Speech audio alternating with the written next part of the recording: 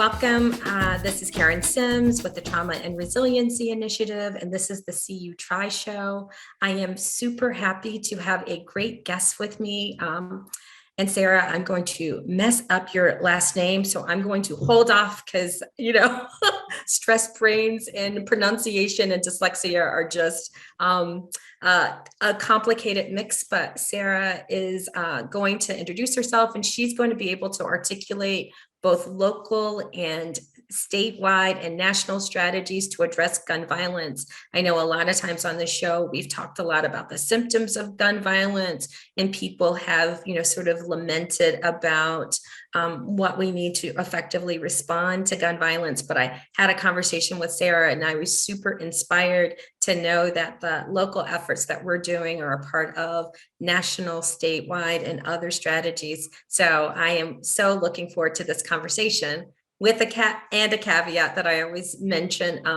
The views and the opinions of the guest are their own. And so we always want to make sure our guests can speak freely. And although we receive funding from, the Champaign County Mental Health Board and the city of Champaign, this agnostic space. So when we talk about advocacy and all of those other campaigns, we're not lobbying, but we are definitely working for advocacy. So that is the commercial. So Sarah, can you introduce yourself? I am so happy you're here. We've had you twice in a day. So thank you. Well, I really feel so delighted that you asked me to join today. My name is Sara Knizhnik, and I know the last name is a mouthful. It's actually, if you can spell it, which I admit isn't that easy, but if you can spell it or just see it written down, you just pronounce every letter, right? Knizhnik. But Sarah is fine. Nobody needs to remember my last name. It doesn't bother me. So I work now for the Newtown Action Alliance. So anyone listening may be aware of the Sandy Hook tragedy that took place in December of 2012. 20 first graders and 6 educators were killed in their classrooms. The 9th anniversary is coming up. And what happened in the wake of Sandy Hook is a lot of people who are not directly impacted by gun violence finally took notice. And there is an argument to be made that that is deeply wrong, because people were dying from gun violence, especially in communities that are marginalized and underserved, for decades before that. And, a lot of people rightly argue, in my opinion, they are on solid ground when they argue, why did it take the death of children in an affluent community to direct everyone's attention to the problem? And I'll just say, I did not become engaged in this until actually a few years after Sandy Hook. And so what I can tell you is there have been dozens of leaders across the country working to address the gun violence crisis before Sandy Hook, but there really was no engagement from people who were concerned about reducing gun violence at the grassroots level. And it is true that it took Sandy Hook to start organizations like Newtown Action Alliance and Moms Demand Action, both outstanding organizations that are trying to make both cultural and legislative change. But I can tell you, although that is a legitimate complaint, and I regret that that's how history played out, I can tell you firsthand, though, that at this point, all of the national gun violence prevention organizations, including Moms Demand Action and Newtown Action Alliance, are working really hard to put the issue of gun violence in underserved communities at the center of everything that we do. And I'll just give you an example, and it'll also illustrate a little bit about what I do day in and day out. I've spent the last 10 months organizing grassroots gun violence prevention activists across the country and having them call the House and Senate every Monday, asking for many support on many gun safety initiatives at the federal level. But the primary one we've been focused on is the effort to get $5 billion in federal funding for community violence prevention. We worked hard to make sure that that funding request remained in the trimmed down version of the Build Back Better Act. It is there in full. A lot of things got cut from the original version of the bill, but we have succeeded at keeping that $5 billion for community gun violence prevention in the bill, and it will be voted on next week in the House and Senate, and we are hopeful that it will pass with that $5 billion. And for the first time in our history, we'll have federal funds going to organizations, I hope, like yours, Karen. And so that, it's not an excuse. It doesn't excuse the fact that before Sandy Hook, a lot of people, from communities of privilege weren't engaged. But there's still a lot of good that has been done. And we're trying hard to draw attention to all types of gun violence, but there is broad agreement, and pretty much everybody in the movement agrees the most urgent need is to reduce it in communities that are underserved. So that was a little lengthy, but it No. I hope I it think gives you, yeah, go ahead. Yeah, no, it was a wonderful depth and breadth. And so you kind of gave a snapshot. And so maybe can we just sort of continue this conversation? So you mentioned, first of all, gosh, it's hard to believe it's been 9 years. It feels like it was, just yesterday, because I hopefully a lot of people might remember where they are and just the sheer, tragedy of it all. So what got you involved? Yeah. So maybe we start there. Like, what's your personal journey around? You said you didn't immediately, like it wasn't like day after, but what got you started? No, well, thank you for asking. And it'll also give me a chance to talk about the work that I've done in Illinois. So about 6 years ago, I started the first Moms Demand Action local group in the Northwest suburbs in Illinois. And a typical suburban soccer mom, what happened was my younger sister, who had a newborn baby, she came, she was a little emotional. She's getting over being pregnant and giving birth, and it's an emotional issue anyway, but she came to me one day crying, and she said, I don't understand. They were first graders. Why doesn't anybody care? And I turned to her and I said, because people like you and me choose to spend our free time at the gym instead of working to do something about it. And then I started thinking about it, and, she had young children. She's the sole breadwinner for her family. And I thought, she doesn't have the time to get involved, but I do. And so I started the first Moms Demand Action group, but I was incredibly fortunate because the very first the very first bill or legislative change that I activated the members of my organization on in Springfield was the effort to get gun dealer certification passed. And I need to give you a little bit of background on the bill. This was in the fall of when I really started focusing on that bill. This would have been in the fall of 2016. At that time, the gun dealer licensing bill had failed to pass out of either house of the General Assembly in Springfield 14 years in a row. Wow. And the reason is because it was seen as a bill that would only help communities on the south and west side of Chicago. Because it was a bill, or it is now a law, but it was a bill that would focus on reducing the flow of illegally trafficked firearms, and communities that are underserved and most typically thought of as communities like the ones on the south side of Chicago and west side of Chicago, though of course they're underserved communities all across the state. But it was seen for 14 years as a bill that would only help this is a phrase I never use, but gang-ridden communities. And so it was really only when the grassroots movement in Illinois got behind that bill and that it moved. And we did, in fact, manage to pass it out of the Senate. And in that period, when we were passing out of the Senate in early 2017, I was incredibly lucky because the very first person I met in my attempts to understand, how harmful the flow of illegally trafficked firearms is into underserved communities was Chris Patterson, who has just been appointed by the governor to lead the Office of Firearm Violence Prevention in the Illinois Department of Human Services. Do you want to share a little bit about that, Karen? I know you're aware of him and what he does, and then I'll pick up my story. I'm going to let you share because I think you can explain the department. You've explained it some because I'm on a learning curve, but I would like, because our audience is broad and deep and diverse, and explain what moms is, because we throw that around like in locally in CU, our community violence response work is largely supported by Moms Demand Action. But you probably know this, like demographically, racially, socioeconomically, a lot of people do not know what moms is. And so when I mention it, I'm just always sort of shocked. So like, let's give the audience just a chance so that you can explain a little bit about moms, just for the folks who are not right in so you're right, like in that loop, that ecosystem. Sure. I thank you very much. I am a member of Moms Demand Action, but I'm no longer a leader involved in that organization. I've sort of moved on. I first got a professional job shortly after passing gun dealer certification out of the Senate. I made a career switch and began working as a professional gun violence prevention advocate. I was the organizer of the Illinois Gun Violence Prevention Coalition, and that's how I met a lot of really great folks in Champaign. But I'll circle back to that in a minute. I want to answer your question, Karen.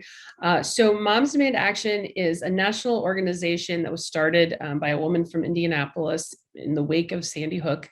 And it was from the beginning sort of envisioned as a Mothers Against Drunk Driving for the gun violence prevention issue. And it really took off. The woman, Shannon Watts, who founded it, she's a very gifted professional marketer, like that was her career, and she did a great job promoting the organization, and it just blew up like wildfire in the first several weeks after Sandy Hook. And very early on, she was able to get support in order to manage the explosive growth of her organization from Michael Bloomberg, the former mayor of New York City. So that organization, it's also affiliated with Everytown, which you may have heard of. And so they're the same organization, really. Moms Demand Action is sort of the grassroots arm of Everytown. And so what they do is they have amazing grassroots advocacy groups all over the country. It is true that it started out like typically a white suburban soccer moms organization, and a lot of people, I don't know if that's really true today, but in the past, it was true that a lot of people from those types of communities were drawn to it. But I can tell you from the moment I became involved, which is around 2016, I know they've tried really hard to be sure that they're not focusing only on the type of gun violence that suburban soccer moms tend to be focused on. They've tried very hard to diversify and get folks thinking about all the different types of gun violence. So it was a nice fit for me when I was leading as a volunteer that organization, and then taking that strength of our group and putting it behind the effort to pass gun dealer licensing. But the best thing is, I'm so glad that was the first bill I ever worked on, because if it wasn't, I would not have met people like Chris Patterson and dozens of other people like him who have lived experience with everyday or community gun violence. And they are often, almost always, formerly gang affiliated, often formerly incarcerated. And really, they're the only people who can do street outreach because they have the credibility on the streets to intervene and stop retaliatory gun violence, in retaliatory community or everyday gun violence. And as a suburban soccer mom, like, I would not have known. I just learned so much from them, right? And I learned how the reason we have to prioritize community gun violence in underserved communities within the movement is not only because it's the right thing to do, but also because it's connected to every other type of gun violence. And I would like to be really clear, that does not mean every other type of gun violence is the fault of community gun violence. What it means is our country is awash in firearms because for 40 years, the corporate gun lobby has used fear of Black and brown communities to drive the sale of guns outside of those communities. Yeah. And when gun violence is high in places like Champaign, Rockford, Cairo, East St. Louis, Englewood, Austin, Waukegan, then people in the neighboring communities buy more guns. And then your child no matter what community you live in, is more likely to go to a play date at the neighbor's house and find an unsecured firearm. So it's all connected. And this idea that we somehow have many different gun violence problems, first of all, it's false, but it also serves the interest of the gun lobby, which really just wants to make money off of violence. So, and they use racism to do it, to be perfectly honest. Yeah.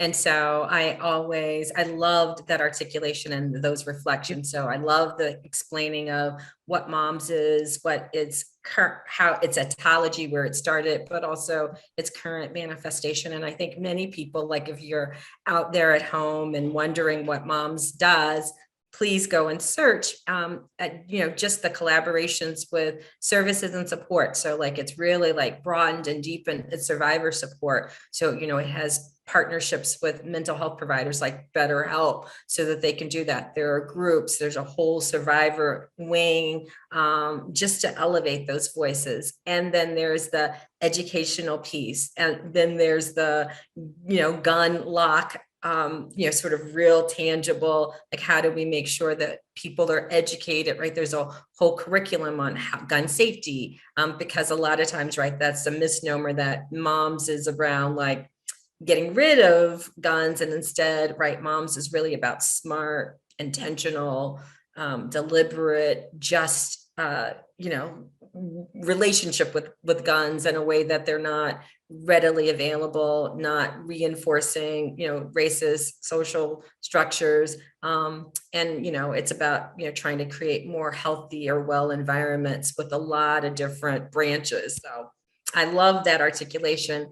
And I loved your reflection that it is all interconnected, right? And so a lot of times people see violence that impacts people of color or low wealth communities as being separate, and actually having a different etology and requires a different response than, gun violence that happens to, sort of classically, and I put air quotes around this, like white, upper middle class, like middle class folks. I mean, I think and again, this is me trying to sound as agnostic as possible, but the two trials that are currently taking place with, Kyle Rittenhauer and the trial of Ahmaud, the murders of Ahmaud Arbery, really highlight just the disparities in how we view when white-bodied folks have guns versus, when black bodies, because there's no way that,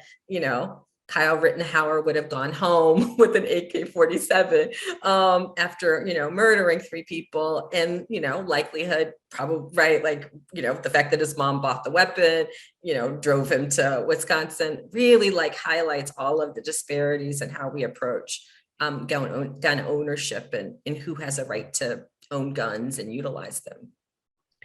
Yeah, you're exactly right. And that's why any sort of event or effort to sort of spread the word about these ideas, including the event we're in right now, like is so important. And because if we don't speak up, people like you and I, Karen, in venues like this webinar we're having right now, then all people are left with is what they hear on Fox News or even MSN, or CNN. The mainstream outlets, they're not all terrible, but they don't tell the whole story, because there's a lot of news to cover, right? I mean, I'm not really here to bash the press, but I just mean there's a lot more going on than what you read if you're just following the mainstream press. So things like this, what we're doing right now, are so incredibly important, and I thank you for doing it. Well, no, I appreciate your willingness to have this conversation. So can we talk about a little bit about sort of the move from Moms to Newtown? Because I, as my understanding of Newtown, your work is definitely more policy, legislative. So can you explain some of the difference and talk out loud about that? Okay, sure. And that gives me an opportunity, thank you, to make another point I wanted to make. first of all, Karen did a beautiful job kind of explaining what Moms Demand Action is about. And, I'm so grateful for that organization. I wouldn't be here without it. And no organization is better than Moms Demand Action at bringing new people into the gun violence prevention movement. And we really badly need, as many voices as we can speaking up in support of gun safety, cultural change and policy change. So incredibly grateful, but I just want to make sure everyone's aware there are many, many other gun violence prevention organizations across the country, from small faith community committees at churches or synagogues, all the way up to national organizations. There's Brady, there's Giffords, there's Newtown Action Alliance, March for Our Lives, Guns Down America. I mean, anybody. Live free. Live free. Anybody who has an interest in this issue, there's a home for you, right? And so for me, I loved, like I said, leading the Moms Demand Action group. I love working with volunteers. And I actually still do that in my role at Newtown Action Alliance. But my trajectory was, after getting the gun dealer certification bill passed out of the Illinois Senate, I was hired to be the organizer of the Illinois Gun Violence Prevention Coalition. That was my full-time job. And I was asked to do one thing to help motivate the grassroots movement in Illinois to get that bill passed out of the House. We did in fact do that, but I was quite new to the field of gun violence prevention. And so I thought, well, we're going to get that bill passed out of the House. That's easy. And we're going to do all these other things too. And so what I did was I grew the coalition. I expanded its mission in Illinois to include, not just, working on one bill at a time. Not at the time when I took over that coalition, there were about 90 small faith organizations. Wow. Each one had maybe 10 or fewer members. And then a year later, I had grown that coalition in Illinois by 800%. We had gone from 2,500 members represented by all of our groups to over 25,000. So it was really an incredible time. We not only passed gun dealer certification out of the House, but we passed 3 other gun safety bills into law and defended Governor Rauner's attempts to veto the gun dealer certification bill. So in by May of 2019, we had passed gun dealer licensing into law and 3 other gun safety bills as well. Not long after that, unfortunately, my employer went out of business. They lost their funding. And so at that point, I had to decide, I have to keep doing this work. It's so important to me. And Newtown Action Alliance was looking for someone to do a very similar job, but at the federal level, at the nationwide level. So that's what I do now. Every Monday, I run lobbying events, virtual lobbying events with people, grassroots advocates all over the country. And we call the House and Senate every Monday, and we ask for their support for gun safety legislation and initiatives. So the kinds of things that we lobby for at the federal level are the assault weapons ban, a universal background check bill, Ethan's Law, which will require the safe storage of firearms in people's homes. We also advocated hard for the nomination of David Chipman, who is a champion of gun violence prevention, to lead the Bureau of Alcohol, Tobacco, and Firearms. Unfortunately, his nomination failed by 1 vote. But mostly, we've spent the last year advocating, asking members of Congress, both the House and Senate, to support $5 billion in federal funding for community violence prevention. And that's where we're at right now. We're all on the edge of our seats because hopefully a week from now, that will have passed and be on its way to President Biden's desk. So, Wow. So that's what I've been doing. But in the time that I've been working for Newtown Action Alliance and professionally focused on national legislation at the federal level and nationwide organizing, I have been just as engaged in my personal time in the state of Illinois because it's my home and because I love so many of the people that I've gotten to know in the organizing I've done in Illinois, many of them, frankly, several in Champaign, as a matter of fact. Although I haven't known Karen for long, I hope I will get a chance to know you very well. in the coming months. So Absolutely. So can I get you to, one of the things after, I should have asked you for this in advance, but I know people will say, how do I get involved? How do I find out more?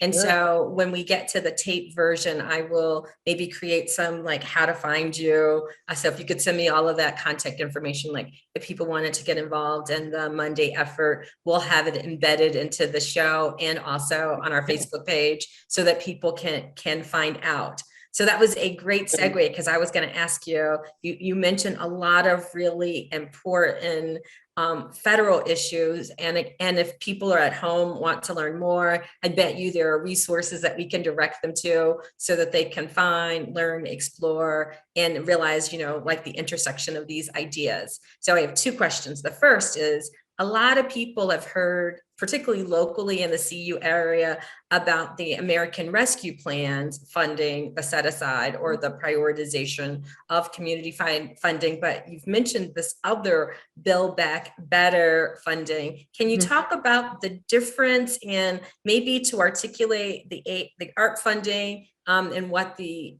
origins of that was and what the ask was around prioritization? Because I know locally our cities and our county council are now looking at art funding. And so if they think that there's this Build Back Better funding, that maybe I think it might confuse people, or maybe people say, well, we shouldn't use the art funding for community violence because there's this other thing that could be coming. So maybe could we talk? Very good. Yes, thank you. I'm so glad you asked me to clarify that. That's an important point of clarification. Okay, so the ARP funding is a result of the package, the COVID relief type package that was passed last spring. And so ARP, American Rescue Plan funds, those were distributed to the states, I think maybe early summer, and they were just given to the state governments in like one big chunk, and each state got to decide what to do with it. So another thing that I've been involved in my work with Newtown Action Alliance is partnering with an amazing organization, and I really encourage everyone to look this up, and I will share information about it with you, Karen, when I send follow-up links and so on. But there's an organization called Community Justice Action Fund. And this is the only Black-led gun violence prevention advocacy organization working at the national level. And they are the ones that have led this nationwide effort to get $5 billion in federal funding for community violence prevention. And we support them. So Newtown Action Alliance does not lead this effort. We are here to support Community Justice Action Fund. And we've been there, part of their team since day one of the campaign. In parallel with CJAF's campaign to get $5 billion in federal funding, they have been running a campaign to make sure that ARP funds that were sitting in government coffers as of midsummer, directed to organizations that are either working to reduce gun violence in underserved communities or addressing the root causes of that gun violence. And so that's sort of been a parallel campaign going on at the same time that we've been trying to get the Build Back, or the $5 billion passed in Congress. So the ARP funds, that money is already out there. It's up to each state's governor basically to decide how to disseminate it around the state. So Live Free, which is an amazing organization that you mentioned earlier, I think people must be pretty familiar with it. They really head up the CJAF's effort. It's called the Fund Peace Campaign, to make sure that ARP funding is disseminated around the state to the right organizations, meaning ones that are working to end gun violence in underserved communities or address its root causes. So we've been helping with that as well. The money that is in the Build Back Better Act, it hasn't passed yet, right? That'll be another $5 billion on top of the ARP funding. However, anybody that might be thinking, oh, well, we don't need to use ARP funding for CVI in Illinois because we're going to get Build Back Better funds. I wish I could tell you that that's true, but the truth is we don't know how the Build Back Better funds will be used.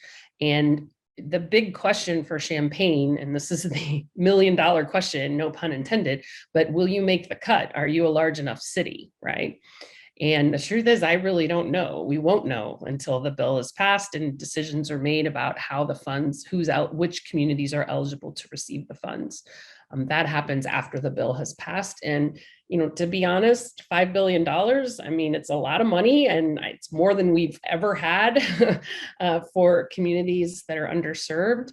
And I don't mean to downplay its significance, but when it's spread out all over the country, it's not that much, right? So to be honest, if I were in Champaign and trying to make an argument for why I should get the ARP funds, I would say, hey, look, even if Build Back Better passed, there's no guarantee Champaign will be on the distribution list, right? We may not be a big enough city, right? So there's that. Yeah, I mean, I hope that answered your question. Yeah, no, I think it is really important. And I loved your articulation, because I thought that one of the focuses, which is slightly different than the Build Back Better funds, is that you also get a chance to do not only the symptoms of gun violence and build your capacity, but making structural changes to address the root causes. And that is a rare, once in a generational opportunity to think about housing insecurity and food insecurity and family community building and stabilization, and right, like all of those etaologies, because we need, right, and this, and we'll talk about state strategies, right, those grassroots outreach workers, those grassroots intervention, we need gun safety, we need all of that, and we need to change the social conditions that support,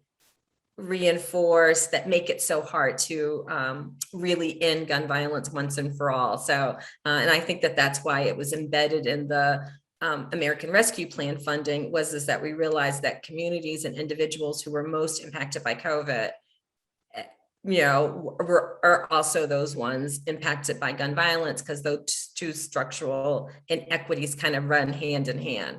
That is 100% accurate. Yes. And I will just elaborate, sort of draw out and provide a little more information to build on what you just said, Karen. There are two things I'd like everybody to know as a follow-up to what Karen said. Number one, in addition to the Build Back Better Act, which includes money, $5 billion for community violence prevention, right? There's also something called the Break the Cycle of Violence Act that is still moving through Congress. And the $5 billion in Build Back Better was actually inspired by the Break the Cycle of Violence Act. The Break the Cycle of Violence Act also includes $5 billion for community violence prevention, but it also includes the money to start at the federal level, something similar to what Chris Patterson has now been tasked with in Illinois, the Office of Firearm Violence Prevention, but this would be at the national level. So it goes way beyond just giving money to groups that are working to end gun violence in underserved communities. It makes structural changes. And the good news is, frankly, a little bit to all of our surprise, because we thought a lot of members of Congress would be like, oh, well, the money's in Build Back Better, so we don't need to care about Break the Cycle of Violence. Actually, the bill keeps adding sponsors. We've been pleasantly surprised how many, not a lot, but a lot more than we expected of the Republicans are saying they will support the Break the Cycle of Violence Act. So there is bipartisan support, not a lot, but more than we usually get on any other gun safety initiative at the federal level for getting these types of structural changes, and another $5 billion in funding for organizations that are working to reduce gun violence in underserved communities. If the Break the Cycle of Violence Act were to pass, that would be another $5 billion. And then Champaign would definitely be on the list, right? But we're a ways from that. We're hopefully a week out from getting Build Back Better passed, but it'll, if it happens that the Break the Cycle of Violence Act, it'll be many months, possibly more in the future. So you should still get the ARP funds. Yeah. Yes. And I'm gonna be really clear about that. No. And I want you to talk about state strategies so that we can talk about Chris Patterson's role. But one of the things that I thought was also unique that Senator Durbin talked about is, I think, and so I could be reading the legislation wrong, that some of those trauma treatment priorities got embedded into the Break the Cycle of Violence. And what I know is that because trauma is an equal opportunity employer, right, it impacts everybody across different demographics, that people who wouldn't be the usual suspects, because, right, like it doesn't just impact urban community violence, like people who are in rural communities see themselves reflected, people with substance abuse needs see themselves reflected. I was always shocked. I went to training on, so I'm certified to do training to address the needs of women, men, anybody who's been involved in the commercial sex industry. And when I went through my training with gyms in New York, the governor of Alaska's wife and her cohort were there. And one wouldn't anticipate that, going through a survivor-led training to make sure that services and supports exist for people who've been commercially sexually exploited, and people don't realize that that works interchangeably with community violence, that the governor of Alaska's wife would be there. So just knowing that those kinds of things tend to get a broader definition, right? Because people can really sometimes see themselves when we start talking about trauma, and not necessarily, when they think gun violence, they think, right, mass shooters, lone wolf, which I hate, or they think urban community violence. They don't think about that whole spectrum. So. Yeah, I mean, I do think the efforts to get support and policy change that will support funding support and policy change that will support trauma-informed care is really the big connector, right? Like anybody who has an experience with gun violence or any type of violence has experienced trauma and is a survivor of trauma. And so like you said, everyone can relate to that. Another thing that I wanted to draw out from what you said is, you said most people think of gun violence as either mass shootings, a lone wolf, or urban violence. And we forget that domestic violence is also violence, and suicide is also violence. And there's a very interesting statistic that I like to share with people. I like to share it with anyone, but especially when I'm talking to people from less urban, more rural areas, is it's actually a fact that more people die by firearm suicide than they do by homicide, right?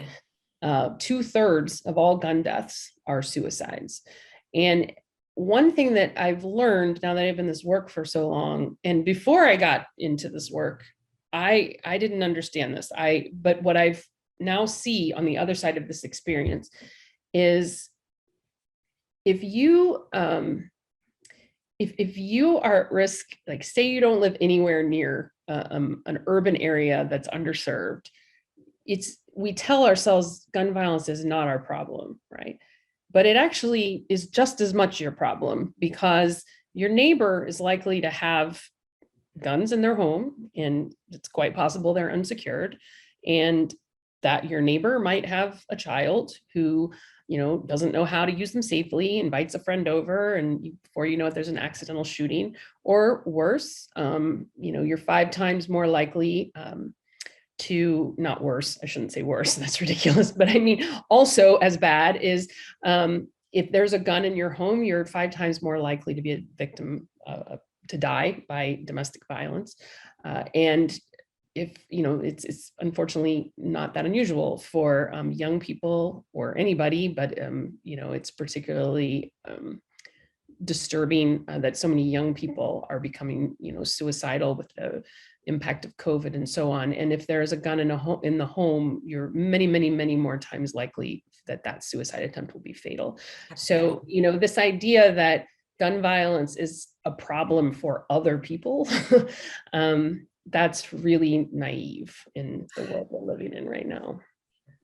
And and that's part of how we keep the cycle going, is that a subset of people think it's other people's problems, and then there's a percentage of the population who is just hyper vigilant around gun ownership. I know I was in a community meeting once, and somebody was like, "Well, what can we do?" And I was like, lock up your guns or stop purchasing them, because in COVID, people wonder why we've got so many guns that are available. It's because one of the things that people did during COVID, or change of administration, was people went out and bought a lot of guns. And so now that they're readily available, people have them in their car unsecure, they have them in their homes unsecure. And and it would make such a difference if people didn't keep buying them everybody, so right, this is the Karen part, right?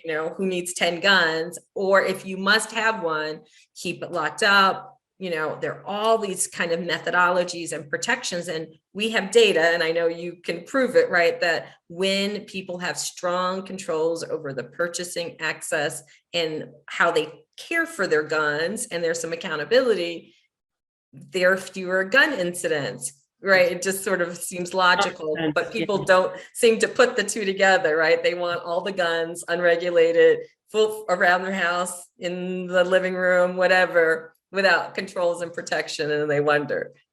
Exactly. Well, it is a fact that in 2020, there was a 500% increase in the request for background checks over 2019.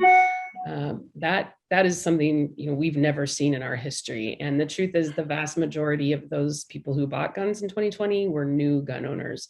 And in many states, there are no requirements for training or safety or anything like that. And that is chilling, right? Because the truth is, there are so many firearms in American life today that they're not going away in my lifetime or anyone else's lifetime. And what you will often hear is people, who don't really understand what the gun violence prevention movement is about. They will say things, well, like those activists, they just want to take all our guns away.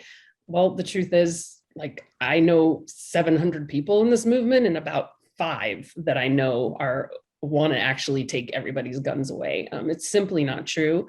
The 99.9% of us, we just want guns used responsibly. And the truth is, most gun owners agree with us, right? And what that means is, we want to keep guns out of the hands of people who should not have them. Yeah. And that could be someone who is not in the right mental or emotional state, which is why we worked so hard for and passed the firearm restraining order in Illinois. That's not about taking people's guns away permanently. It's about taking them away temporarily until maybe they're past whatever depression they may be going through or so on. And it's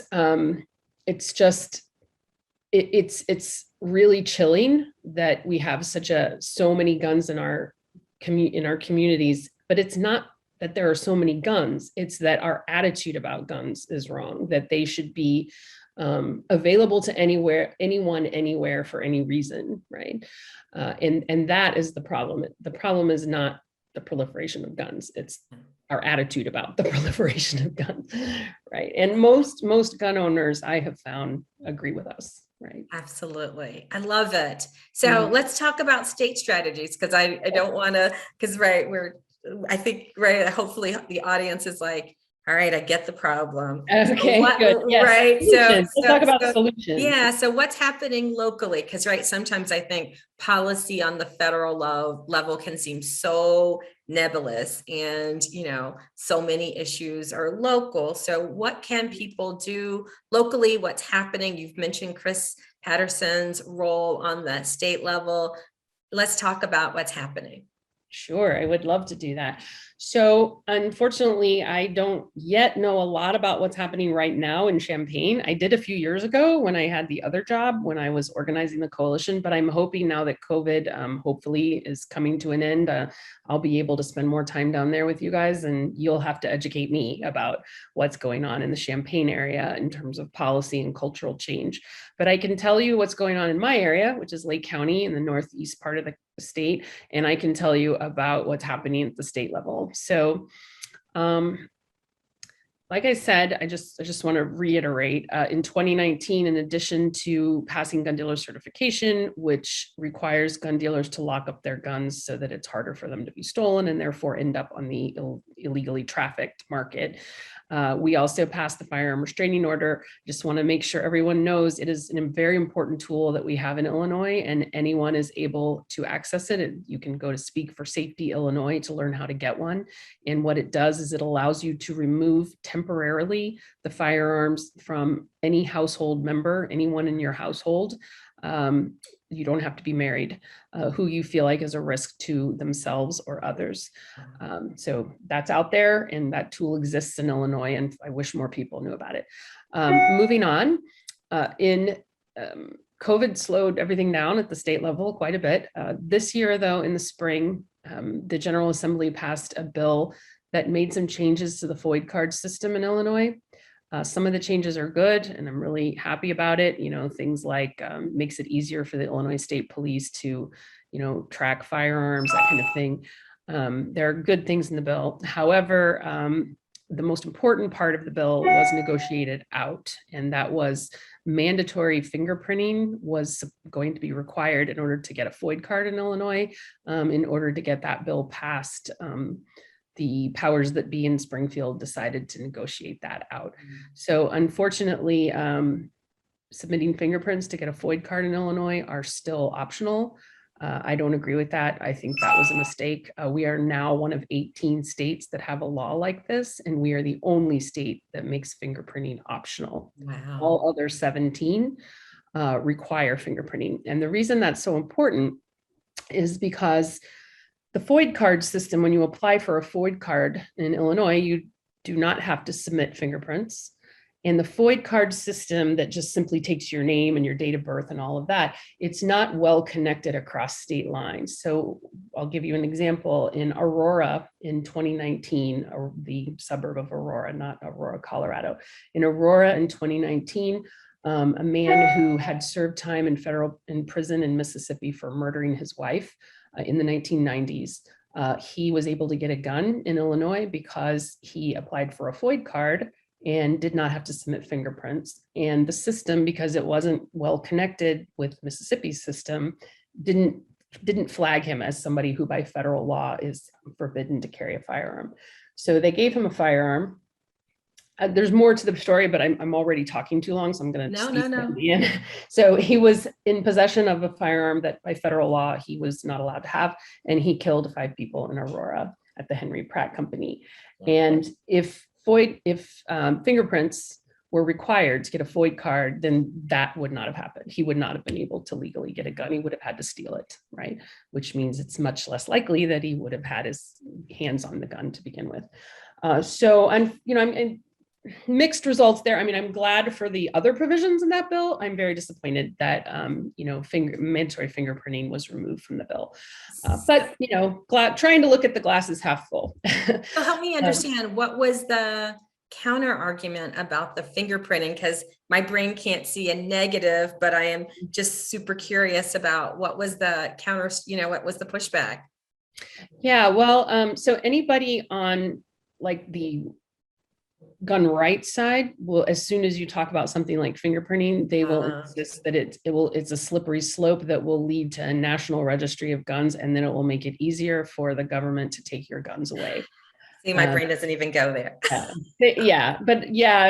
Of course it wouldn't, because you're not in that headspace. But a lot of people on the gun rights side, they've been told that for decades by the corporate gun lobby and its propaganda machine that we're coming to take all their guns away. So it's a really easy step in their minds from, oh, you want my fingerprints? Well, then, I mean, never mind that if you get a concealed carry license, you have to submit fingerprints. So, that whatever. I mean, it's not logical, right? But that is where the pushback comes from. What's very disappointing in Illinois is we had enough Democratic votes to get it passed with mandatory fingerprinting. It would have taken more work, right, and more time, but we have a majority of gun safety candidates in Illinois, right? So it's politics, right? Gotcha. Very often, those of us on the advocacy side, our interests don't line up with those of the politicians, right? So anyway, that's part of the work. But I want to focus on the really positive changes in Illinois, and there are many. I can tell you, first of all, well, we might as well say yet again, because we can't say enough how amazing it is that Governor Pritzker signed into law the Reimagining Public Safety Act, which created in the Illinois Department of Human Services the Office of Firearm Violence Prevention. Chris Patterson, like I said, he was one of the architects of the most successful street outreach program in Chicago over the last 6 years. Now, I understand the news that you're all hearing coming out of Chicago in terms of the increase in gun violence. I know that increase is similar increases are seen in Champaign and many other areas of the state. So I know this may sound a little strange to tell you that his work was very successful, but I can tell you we have the data that in the communities where his model is being used, we saw gun violence fall in Chicago before COVID by 50%. That's 50, right? And it's that very model that has been used in the Build Back Better Act in order to get 5 billion, the effort to get $5 billion in federal funding, which I talked about earlier. What model is it? Well, it doesn't really have a name. It's Okay, just, all right. I don't know if you've ever heard of ceasefire. Yep. T.O. Hardman has been down here. Yeah. I don't think this is an official name, but Chris has always talked to me about like the model that he helped create is really ceasefire 2.0. Okay, so, gotcha. Right. So ceasefire was just street outreach. Yeah. Ceasefire 2.0 is basically what you're doing, Karen. It's street outreach, but it's also all of the wraparound services that are all informed, hopefully, by principles of trauma-informed care, right? Okay, great. Yeah. So, it's an extraordinary story that the governor selected Chris to run a state agency, to create out of from the ground up, to create a state agency, an Office of Firearm Violence Prevention. And it's very inspiring.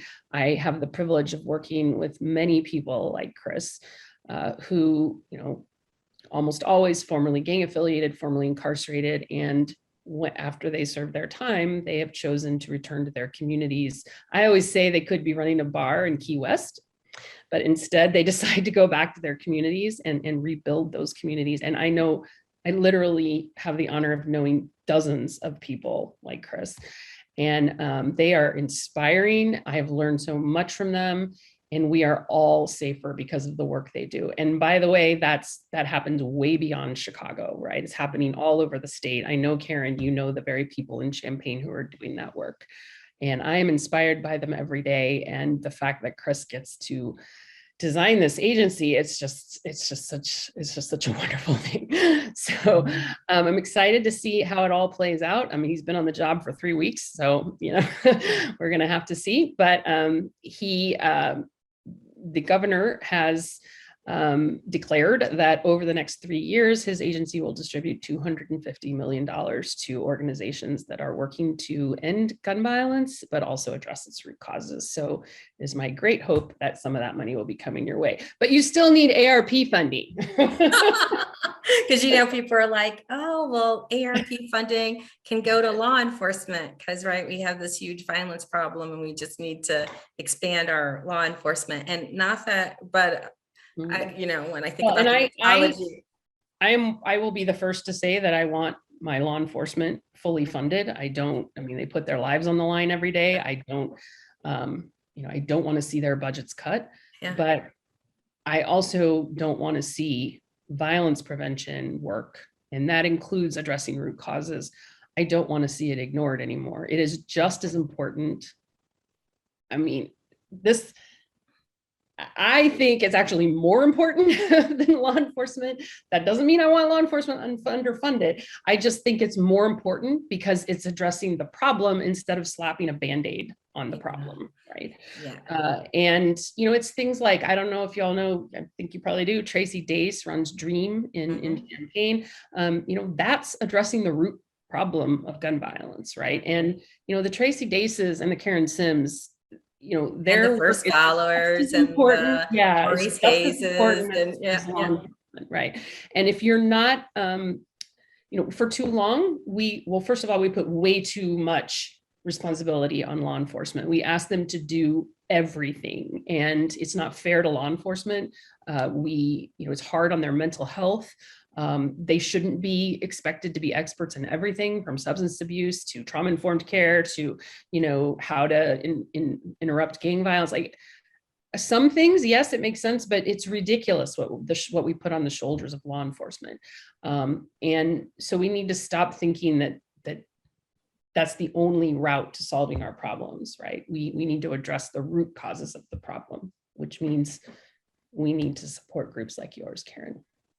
I love it. So not that you just for plugging organizations like mine, You did but not just set that, that up. right? Like, but that Ahead of time. articulation that, that we have to approach problems broad and deep, that we want to address not only just the symptoms, but the causes, because, because there are responses, right? Law enforcement is a response, but it doesn't stop the bleeding. Like, we wouldn't want every physician to be a surgeon in the ER. We'd want some physicians to do preventative medicine and a whole, we want diet and nutritionists and a whole bunch of other things to support our care and wellness. So I love that. And unfortunately, can you believe it? Like, we have talked almost like a lot. a solid, right? We've talked for a really long time, and I really, really, really, really appreciate, you making time and space.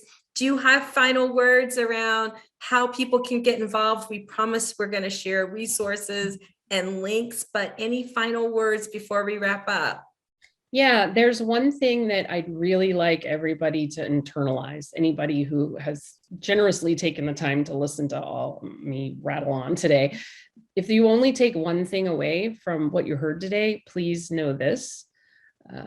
We cannot end gun violence without addressing the inequities throughout our society, but particularly the inequities in our criminal justice system. And you're seeing offices of violence prevention like Chris Patterson's open up everywhere at the local and state level all over the country. They need to be in state's attorney's offices, right? Because then you can pair them with programs that will provide alternatives to arrest and alternatives to incarceration, because the inequities in our criminal justice system is one of the most significant root causes of our gun violence crisis. The fact that people of color, people who are not of privilege financially, they are not treated equitably by our criminal justice system. And that has downstream effects that end up in the gun violence crisis we're experiencing now. So you can call your local government, your county board commissioner, you can call your state representatives, you can call your state's attorney, and you can say, look, we need an office of violence prevention in this community, and it needs to include the state's attorney's office so that it will include efforts to reform the way we do criminal justice in our community. I love, that's a great ask and charge. It's one I had not thought about or even heard articulate. So I'm so super curious and want to learn more about how that would look and be, and yeah, all of that. So well, thank you. So yeah, so just so you know, the Lake County State's Attorney is pushing a plan right now for that very thing, and I could bring him on as a guest if you want. I would love to learn. So I will be asking the local audience if you want to learn more, because that is just super exciting. So I'm going to try this. I'm so happy that I had Sara Knizhnik. Knizhnik. Knizhnik. Don't worry about it. That was it. That was good. Perfect. Okay. From Newtown, join us, and thank you so much for your patience. I'm apologizing because we started a little bit late, but it was just wonderful to have this conversation, and I hope you hear that there is so much that you can do if you're looking to get involved, if you're looking to make meaningful difference, and if you want it to sort of be a more activist for change. Because I know sometimes when you listen to the news, it's so easy to feel disempowered, like there's nothing that you can do. And you're clearly a testament to all that is possible. So have a phenomenal day, and thank you so much for your time. It was my pleasure. Thank you.